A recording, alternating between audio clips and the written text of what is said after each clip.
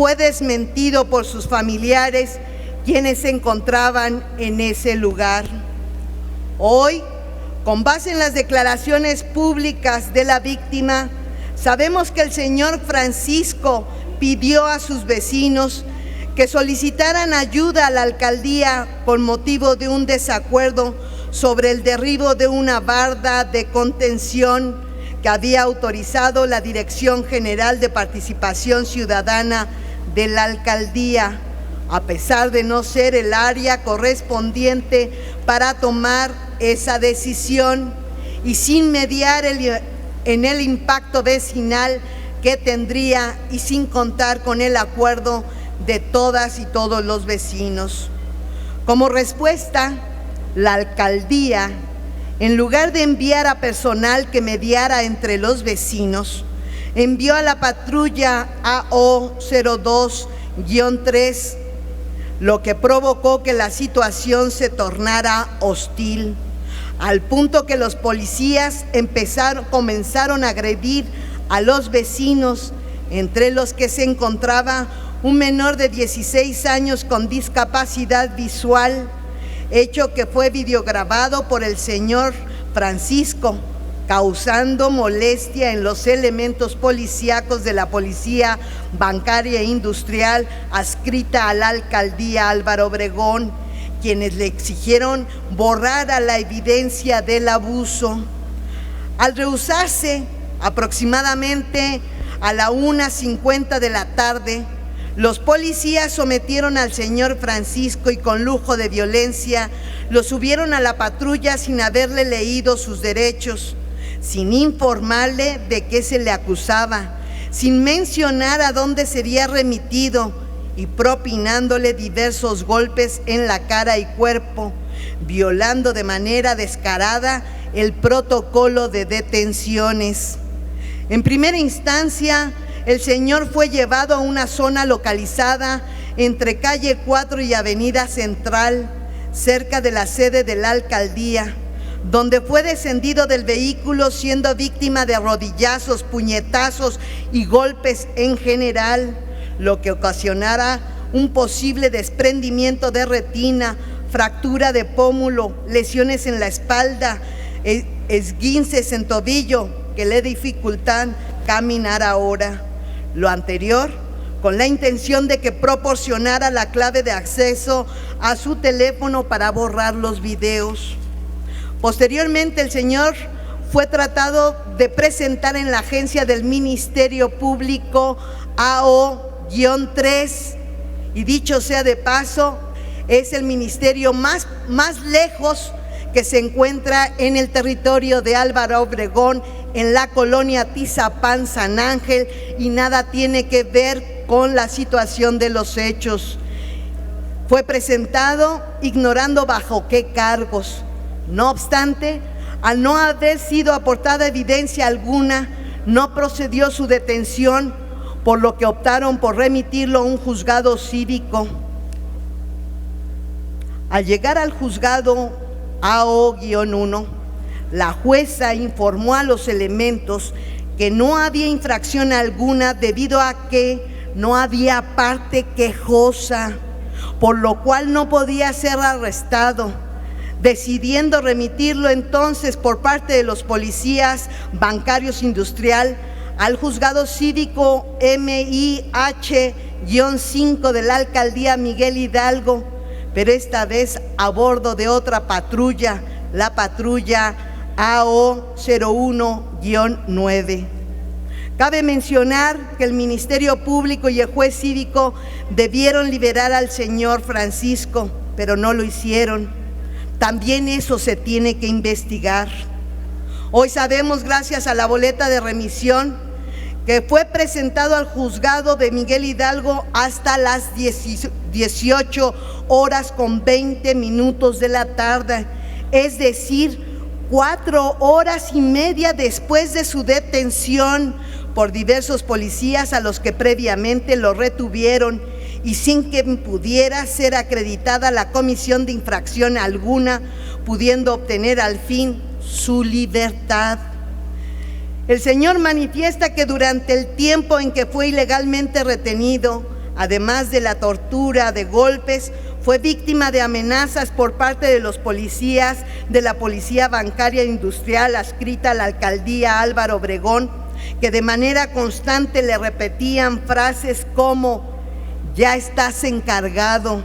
y ya estás pagado, te vamos a matar, ya sabemos dónde vives, te vamos a tirar, ya sabemos dónde te vamos a tirar, haciéndole suponer que había una orden de asesinarlo. De la narración de los hechos se desprende que el propósito de la tortura y la privación ilegal de la libertad fue borrar las grabaciones que previamente había realizado, donde se daba testimonio del abuso de autoridad cometido en contra del menor de edad con discapacidad visual, hecho que consiguieron al no solo hacer uso del teléfono del señor, sino al robárselo junto con otras pertenencias y dinero en efectivo que portaba. Ante la magnitud de las acusaciones, la alcaldesa se ha limitado a desacreditar los hechos y a soslayar la denuncia presentada por el señor ante la Fiscalía y la queja ante la Comisión de Derechos Humanos, obviando de manera descarada su responsabilidad política en el caso, al ser ella la única responsable de la política de seguridad pública. Y lo repito para que quede muy claro, al ser ella la única responsable de la política de seguridad pública que por su acción u omisión derivó en la tortura en contra de una persona habitante de la demarcación que gobierna, y al ser ella la titular de la institución a la que se solicitó auxilio para resolver un problema vecinal ocasionado por una decisión también tomado por la alcaldía. Al respecto, cabe recordar que la alcaldesa no puede extralimitar sus funciones y decretarse libre de culpa en lo automático, siendo que las investigaciones aún no concluyen, apenas iniciaron. Tampoco puede obviar que con base en el artículo 222 del Código Nacional de Procedimientos Penales, su obligación fue y es denunciar los hechos de manera inmediata tras haber tenido conocimiento de la probable existencia de un delito en aras de evitar su encubrimiento. Los hechos que los denunciamos en esta sesión del Congreso el pasado 19 de abril y los denunciamos a las 4:10 aproximadamente. En ese momento se hicieron públicos y del conocimiento de la alcaldesa. A la fecha han pasado 9 días y la alcaldesa no ha presentado denuncia alguna. Solo ha publicado una nota aclaratoria y un comunicado donde pretende desviar el tema y menoscabar la autonomía de la Fiscalía, argumentando cuestiones partidistas que no se sostienen a la luz de los hechos narrados y de los medios de prueba aportados. Por desgracia, esta violación a los derechos humanos por parte de la alcaldía no es un hecho aislado. Esta política de seguridad pública que pone los intereses económicos y de grupo por encima de la integridad de las personas se ha manifestado en el desalojo ilegal que se pretendió efectuar en el predio Hogar y Redención, en el retiro arbitrario del Tianguis en Avenida 5 de Mayo, en el retiro de la Liga de Fútbol del Deportivo Gómez Farías y apenas ayer en la agresión a una vecina. Esta forma autoritaria de blindaje en la política de seguridad pública de las alcaldesas y los alcaldes de la UNA pretende regresarnos a épocas autoritarias que con mucho esfuerzo y con mucha sangre logramos desterrar de nuestra ciudad. No podemos ser omisos ante las acusaciones y mucho menos ser cómplices de estas atrocidades. Por lo anterior, a través de este punto de acuerdo propongo que el Congreso exhorte a la persona titular de la alcaldía Álvaro Obregón, Lía Limón, a remover de su cargo a las personas servidoras públicas responsables de la tortura en contra del señor Francisco y a su vez a que solicite licencia para ejercer el cargo en tanto se determina su grado de responsabilidad.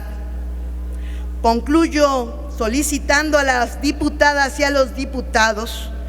que sean sensibles con el tema, comprometidos con la justicia, respetuosos de la gente víctima de tortura como el señor Francisco, por lo que si deciden hacer uso de la palabra, se limiten a abordar este tema que está puesto a debate sin tratar de distraer la atención de la ciudadanía en otros temas. Esperamos que la autoridad delegacional, la alcaldesa, colabore, y colaborar significa que entregue las bitácoras de las patrullas involucradas y señaladas por el señor Francisco, que señale quién es el mando vestido de negro que aparece en las fotografías y videos que se aportaron, que revele el nombre del segundo mando al que se refiere constantemente en la radio como el comandante. Es cuanto, diputado presidente.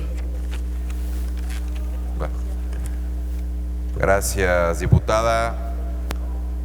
Consulte. Sí, diputado Mercado, ¿con qué objeto? Para pedirle a través de su conducto, presidente, poderle sugerir a la promovente un resolutivo más a su punto de acuerdo. Y si me permite explicar.